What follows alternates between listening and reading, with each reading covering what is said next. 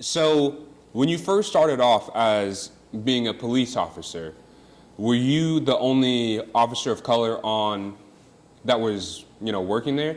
Because I know that you weren't allowed to arrest white people when you had a certain area that you, had to pretty much stay in and kind of patrol. Well, when I came in the police department in 1954, Okay. you could arrest white folks. Okay. But Okay. early 40s, you could not. You could detain them and wait till the white officers come by to arrest them. Your other question in reference to where we worked, we only were relegated to work 2 districts. Yeah. That's pretty much the African American communities at that time. Really less than that. It was from Truce Paseo towards the 23rd, Paseo to Brooklyn towards the 23rd. The rest of this community was patrolled by white officers. Now, we could make calls in that area, Right. but we were not assigned to there. But white officers could ride our area. And it sort of seemed like public accommodation at the time. Whites could come down either Charlie Bryant's or Gates or the Blue Room or any place else. Not the Blue Room as we see it now. It's a different Blue Room. Right. On the Streets Hotel. But so they could come to the black restaurants and eat, but we couldn't go to the white restaurant and eat. So the same thing with housing and other things that relates to public accommodations. Right. And with the exhibit that is now going to be open with your accolades and all that, you have over 200 accolades, is that right? Something like that. Yeah, yeah. Are there any that stand out to you that mean more to you because of, something it was tied to, or a certain event, or, I know that President Bush,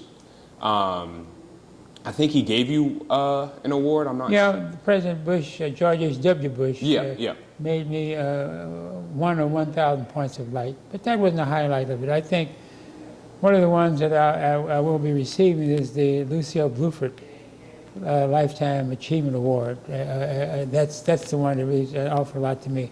Also one by Whitney Young, I received. Harold Holliday, the late Harold Holliday, who was a great lawyer here in Kansas City. The Carl R. Johnson, who was the first African-American city judge. So those are the ones that mean a lot to me. Right. And a number of others who were from black organizations as well as black notables at the time. Yeah. And I think if you don't recognize and pay homage to those who made you what you are, then you're not much. So I'm very proud of those who were given to me. As I said, the Bush Award, 1,000 points of light, was, he had a chance to be at the Capitol and in Washington, D.C., and meet with the president and be on the President's Drug Advisory Council and going to the White House and to the Vice President and all that kind of thing. That was important. But what I mentioned and several others, to me, was much more important. So, talking about Bonding Us Together, your book, what made you feel like this was a great time for you to put out your story for, obviously people who know about you, learning more about you, and then people my age who may not be as familiar with you, but we can now start to know who you are and what you did around here and why you mean so much to us? Well, thank you very much. The thing of it is, I didn't write the book. It wasn't supposed to be a book per se. Okay. I was really doing a chronicle of my life for my 17 grand and for my 44 great and 14, 15, or 16 great. I lose the count now and then. Yeah. We had 2 born in one in September, one in October, and the count goes on. But it was sort of leave a chronicle of my life, my wife's life, for our descendants. And I was going to do some self-publishing just for them, 800 and some pages. And I didn't expect them to read all 800 and some pages, but whatever they wanted to read with 100 and some photos of families, that kind of thing. And everywhere I would go, when I would speak about that, people would say, you ought to be writing a book. And saying that enough caused me to say, well, maybe I ought to write a book. So 5 years ago, I sat down and began to write a book. But with those 800 and some pages as really my manuscript. And then when I go to the publisher, I selected the publisher, Andrews McMill, locally, was tied to Simon & Schuster nationally and internationally, and edited it down to about 283 pages. And so it's just who I am. It's a storytelling kind of a book, and as the episodes represent my life. The son of a 14-year-old mother and a 17-year-old father, which means that my mother got pregnant when she was 13. My father got her pregnant when he was 16, and adopted by the Brookses, and didn't know I was adopted at 22 years old. And then it chronicles all those things that happened to me. It's not fully chronicled because there are another 700 pages that was left out. Yeah. But I'm hoping to write maybe a children's book in regards to binding us together. And binding us together was thought of, people said bridge building, that's what we use sometimes. And one of the members of my committee, a fellow named John Dill, who works for Hallmark Carter, a very bright individual, suggested binding us together. That's what you do, Al Brooks, that's what you do. And so that's what it is, binding us together. And that's what we have to do. In spite of the structural racism that we face in America and in states and cities, Kansas City no exception, we've got to really address the whole issue of structural racism that refuses to bind us together. So from your work as civil servant to police officer and civil rights activist, how much of what was going on during those early years in activism do you see has had an impact of where we are now in 2021 and what we're seeing, good or bad? Well, you heard the expression, maybe of your generation, I'm not sure, the more things change, the more they stay the same. Yeah. And so we find out that little progress has been made. We've got laws passed, and we've got proclamations and resolutions and recognitions and days and named after us and all those kind of things. Has brought about very little change. And so I have lived long enough. I'll be 90 years old in a few months. I know I don't look a day over 110, but anyway, the landscape is almost what it was in the beginning. Let me point one example. May 7, 1954, Brown versus Board of Education. The Supreme Court in 9-0 said there should be integration in education with all deliberate speed. That was 1954. That was almost 60 years ago. And we have as much segregation in public education in 2021 as we had in 1954 prior to the decision of Brown versus Board of Education. And I think when you look at all those reports that have been made, the progress that we thought we'd been made. For example, where we are taping now is a part of the culture mecca for the African American community here at 18th and Vine in Kansas City, Missouri. This is where we had ownership of not only restaurants and pop and mom kind of places, but the Streets Hotel, the Rochester Hotel. We had the People's Finance, and we had bowling alley, had all those kind of businesses, a dealership, and all those kind of businesses. We own them, not only barbershops and beauty shops and pool halls and that and taverns, but we own them. But when integration came, we in white flight, we followed behind the white flight and left behind those businesses that were profitable, but not only to the individual who owned them, but also to the community.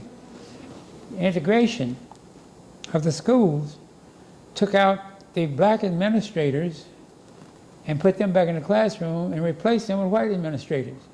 So you see, when you talk about progress, that's a relative term. I'm not sure what all that means unless you begin to dig into it. But it's so. I've lived long enough to see the worst and part of what could be the best, but we ain't there yet. Right. Far from being there yet. And I'm convinced. Let's just suppose that America was a structurally racist institution or a system.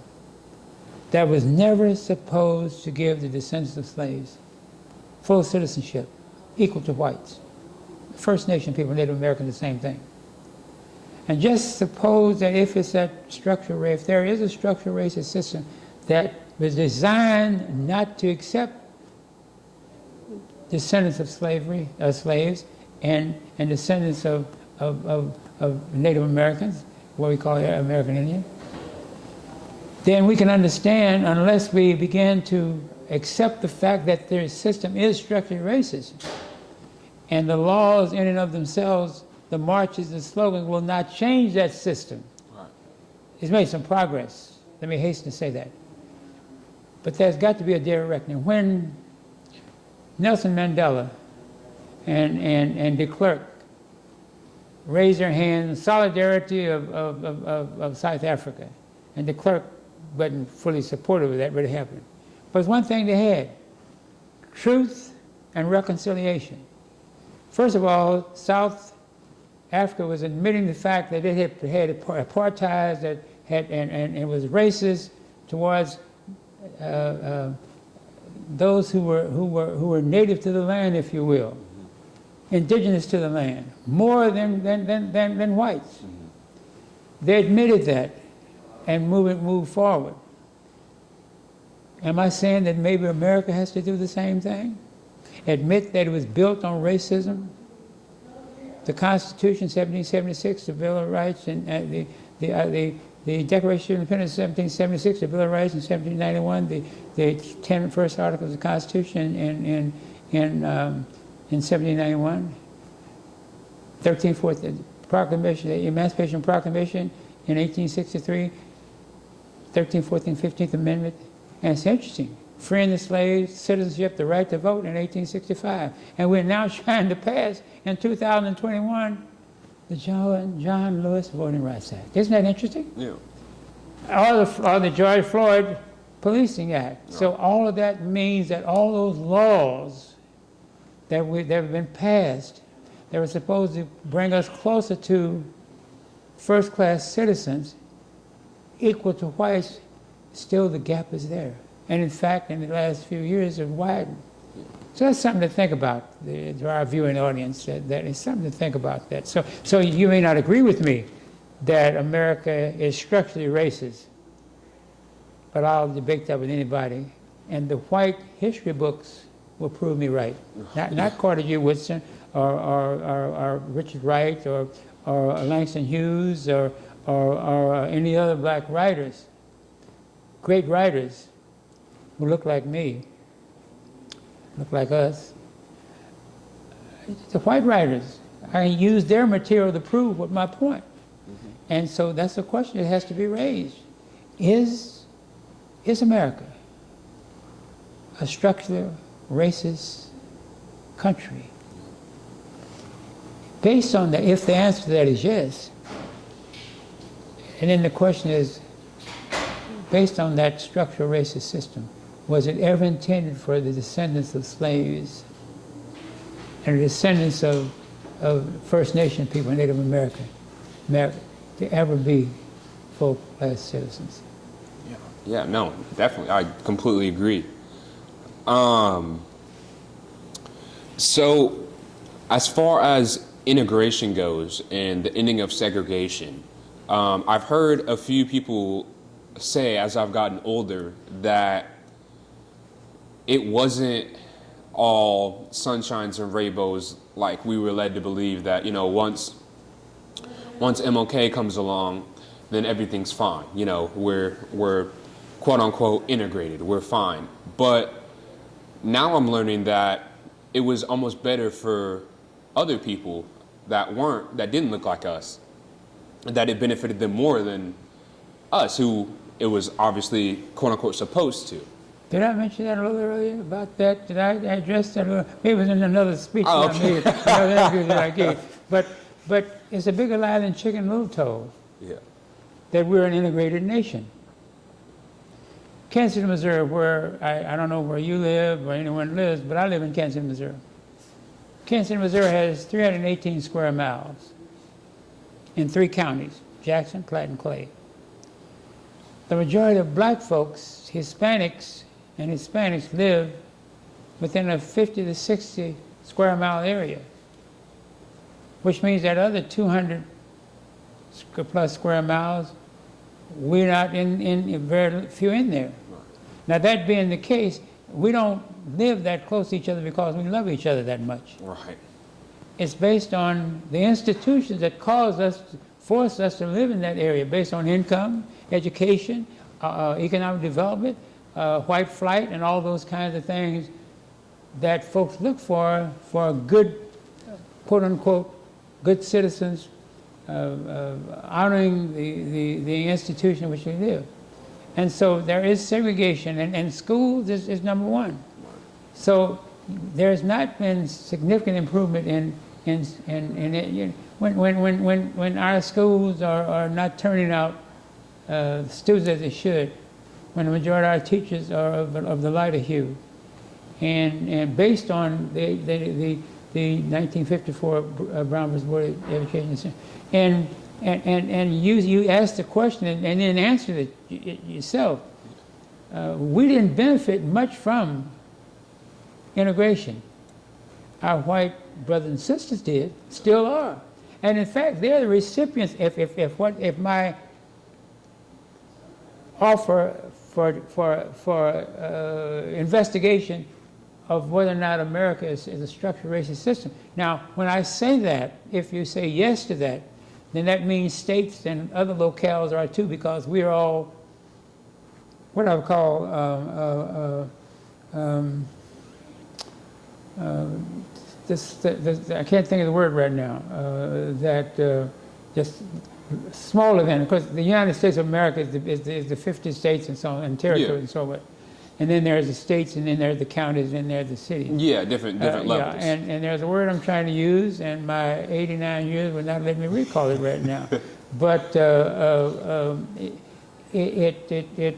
so why wouldn't be Kansas City, Missouri, and its surrounding areas have the same racist, structured racist system that the national did? A microcosm, that's the word I use. It's a microcosm, oh boy, it came to me. A microcosm it's a microcosm of the national scene. And there's some cities and some states that are better than others, but still, do look at the governance. So what I'm saying, bottom line, is that black folks, Hispanics, Native Americans can't change this structurally racist system, if we agree that it's structurally racist. Because we don't have the power. Now, the governing body of these United States of America is the Senate and the Congress, with the president being at the top of it all. We don't control either the House or the Senate. And therefore, we have to depend upon other people to make those changes for us. And so where is the voting rights bill? Stalled. Where is the George Floyd bill? Stalled. Where is the money for social programs, for public education, for daycare, and all those kind of things that not only do we as people of color need, but poor white folks need it also. Working class white folks need it also. But their representatives in the House and in the Senate are not voting in the best interest of those particular groups, but because something called equality. Challenge me, if you will, whoever, about that, because the proof is in the pudding. It's happening. It's not there. And I think that we have to continue. I was asked a question at the fair yesterday on a Zoom call. What role do black people play in this? I don't know who asked the question because we couldn't see. I kind of think it was from a white person. They asked, well, what role do black people play in what you're saying? We have an important role to play, but it's limited. We've got to continue to tell the story, the true side of what it is. Not what we read in somebody's textbook, but what we're living. And right here on the 20th of November from 2 to 4, there'll be 4 of us on a panel who were born in the 20s and in the 30s. We'll talk about what was Kansas City like during the time we were born and up until now. Right. Yeah. And so that's next Saturday, the 20th of November, from 2 to 4, right here in the Black Academy of America. Now, when it comes to civil rights here in America, there's obviously going to be some states and some areas that were highlighted more than others, but Kansas and Kansas City always gets left out of that discussion. And so how did what was going on here in Kansas City during I would say the 50s to the 70s, how did that compare to what was happening to some of the more well-known, states like, you got the Birmingham, Alabamas and the Montgomery, Alabama, and then you got, obviously the Jim Crow up north. But what of what was going on in KC mirrors that? Because I know any state's really going to mirror the country as a whole to some extent, but as you were here to see it and experience and live through it, what would you say about that? But you mentioned, I don't think you meant to say Kansas and Kansas City. Yeah, Kansas City, Missouri, yeah. Okay. Yeah. Well, keep in mind what I said just a moment ago. Yeah. That states, counties, and cities are microcosm of what the big picture is all about. Yeah. So why would we feel any different? Now we've got this whole bit red and blue states. Yeah. I don't think there are any purple ones. Mm-mm. So you either got red or blue. And the red are considered as ultra-conservative. And some of us call them racist. And then there are the blue, but less and less, although we did elect a president in 2020 who represent more of the moderate side and the blue side.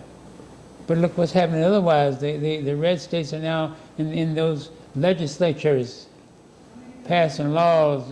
You can't talk about slavery and true history of this country for fear of white kids might feel that guilty. Mm-hmm.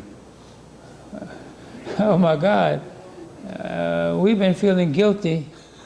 Well, victims of we haven't been feel guilty because we had nothing to feel guilty about. Yeah. We didn't commit any crimes. Yeah. Our ancestors who were slaves didn't commit any crimes.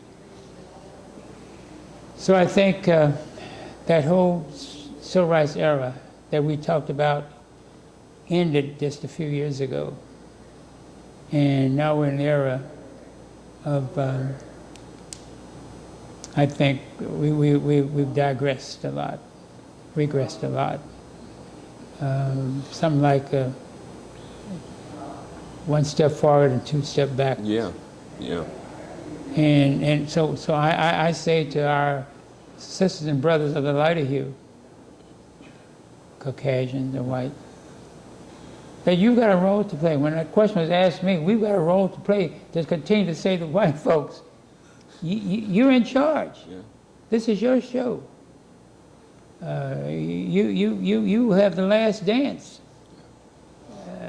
And maybe you ought to be preparing for that today and teaming with those of us of the darker hue, people of color, to bring about the changes that are needed, rather than to fight it in the halls of Congress, in the halls of the state houses and city houses, and school boards.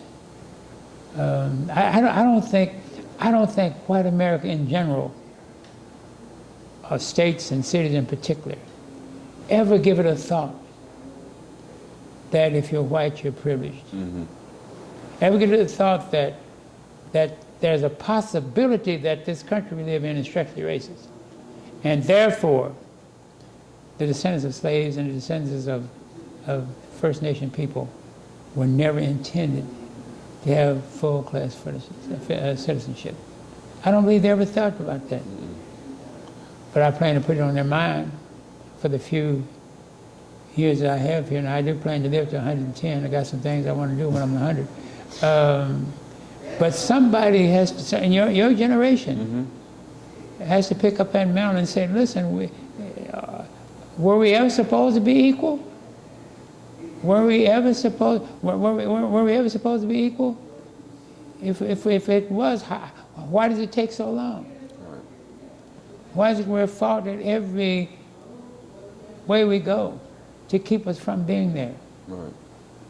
Somebody's got to continue that discussion. Honest discussion. Honest discussion. And unless we do that, we'll pass laws. We'll have signing of the laws and declarations and executive orders. But what will that, the Dow Jones average and S&L and NASDAQ won't move one bit. And nor will we be any closer to becoming first-class citizenship. This won't happen, in my opinion. Yeah, no, I completely agree. In my opinion. Yeah.